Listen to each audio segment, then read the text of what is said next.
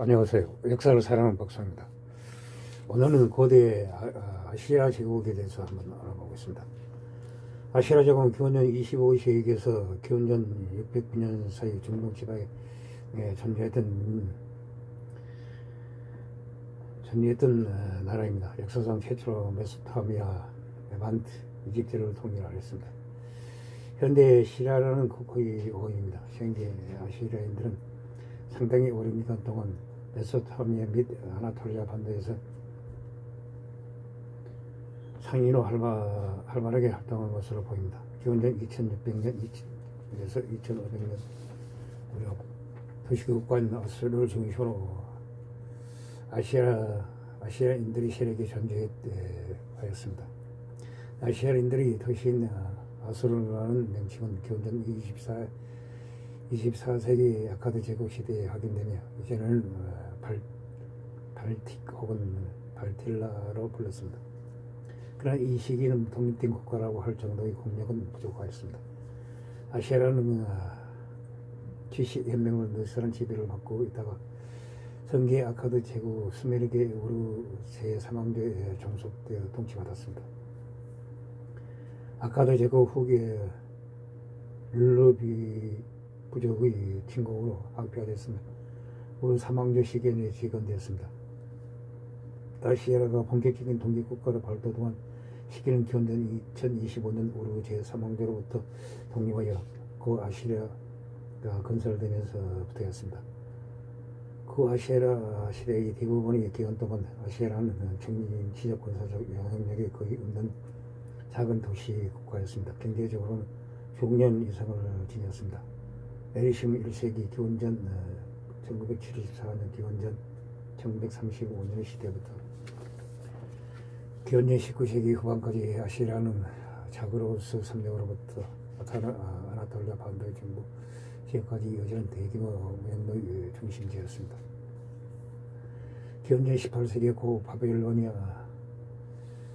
하무라비 대왕이 인근 도시 국가들을 정복하고 메소포타미아 지역을 통일하면서 아시리아까지 정복되어 잠시 생계 아모레인이 세운 후 바빌로니아의 지배를 받게 되었습니다. 이때 하무라비는 비문에 나는 백성을 적절하게 인도하고 아수르에게 자비로운 보호 정신을 돌려줬다라는 내용을 썼습니다. 이는 아시리아를 전쟁해 준 것으로 보입니다. 기원전 1430년경 고 아시리아는 후르리인이 주축이 된 미타니 왕국의 지배를 받게 되었습니다. 미타니의 지배를 받을 때도 아시리아는 어느 정도의 자치를 유지하였습니다. 기원전 14세기 히타이트 제국의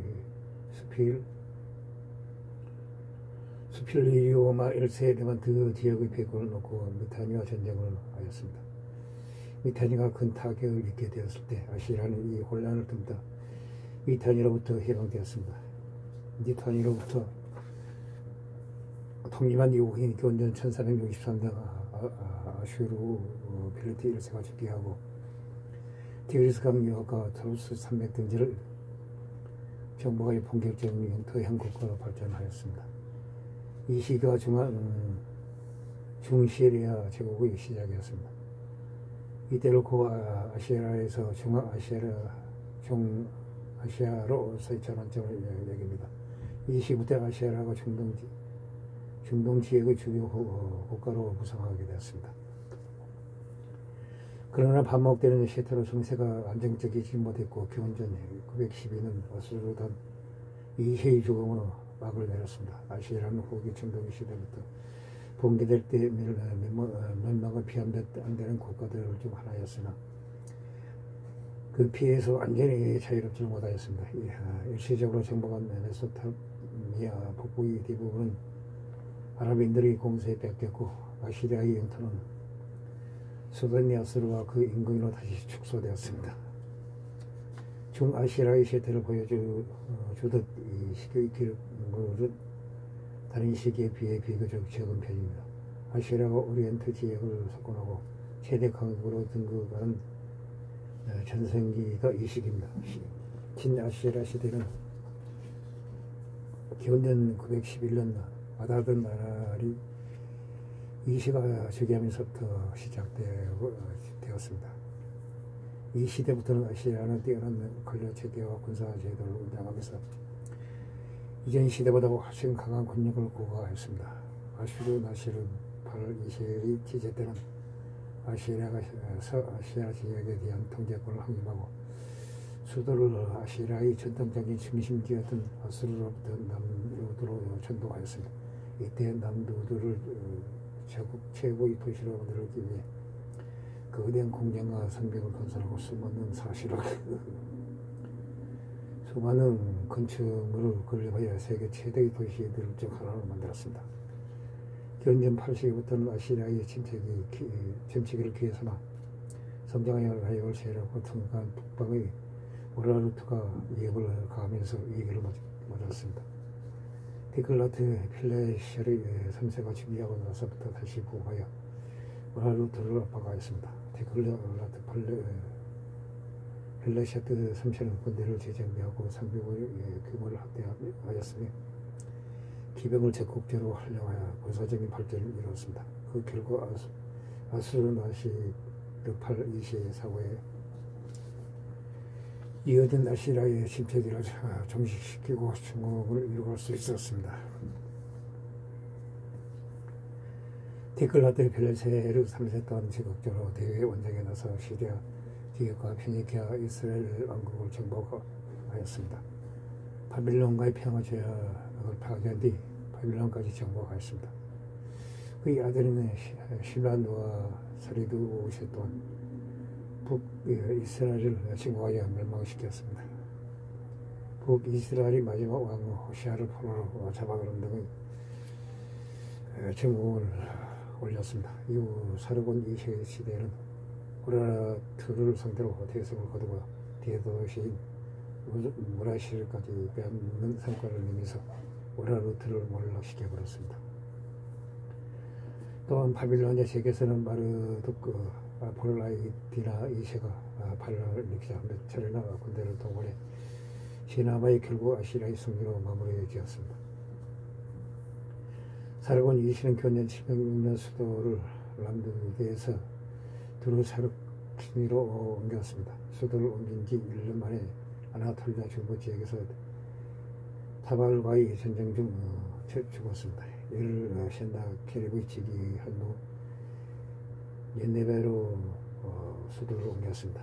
셴나케립은 즉위하자마자 내려갈 신의 선전을 제거하고 여러 대개의 전쟁을 치러 신아시라 제국의 백권을 공고히 하였습니다. 이 중에서 남유다 왕국 예루살렘을 침공하여 히지키야 왕을 포기했던 일이 성경에 등장하여 잘 알려진 편입니다. 그러나 장남인 아르다 무리스를 왕세자에 폐위하고 에사르 하돈을 왕세자로 임명하여 장남의 원한을 사게 되었습니다. 결국 셴나케립은 남유다 원정에서 철수한 직후 니스로 신전에서 장남에게 살해되었습니다. 왕세자인 에사르 하돈이 시기하여 부왕의 암살에 관여한 인물들을 제명하였습니다. 형제이자 암살의 지모자에 들여든 아르다 무리스와 나무사르 우스르는 숙적인 우라르트로 망명하였습니다. 에사르 하돈 아시아를 위협하던 킴메르족을 격퇴하였고 공렬한 이집트에 대한 침공을 계획하였습니다. 기원전 673년 겨울 처음으로 이집트를 침략하였으나 이때는 패배하여 원정을 일시적으로 중단하였습니다. 제1차 이집트 침공이 실패한 후 에사르 하돈은 건강이 악화된 데다가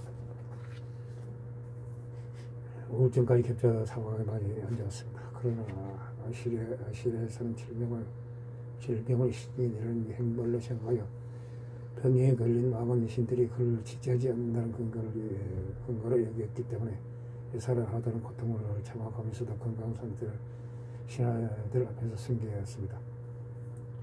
기원전 677년 에사르 하돈은 제2차 이집트 침공을 감행하였습니다. 1차 원정은 당시보다 더 많은 군대를 동원하였습니다. 이 차원 중 어느 정도 성공을 거뒀습니다. 이집트의 수도였던 멤피스를 탈취하고 약탈했습니다. 그러나 이집트 제25왕조의 흑인 왕이던 타가르카는 남쪽으로 도망갔습니다. 2년 후 멤피스를 탈환하며 아시라가 점령한 지역을 수복하였습니다. 이에 에사르 하돈 제3차 이집트 침공을 개혁하여 다시 원정을 떠났으나 이집트에 도달하기 전에 갑작스럽게 죽었습니다. 제 후기에 극심하게 악화되었던 건강이 갑작스런 사망의 원인으로 보고 있습니다. 에사르 하돈의 뒤를 이어 아시라의 마지막 영웅이라고 불리는 아스르 바니팔의 할머니 도움을 받아 등극하였습니다. 개운전 600주 입산날 아버지의 수관이었던 이집트 정복을 다시 달성하였습니다.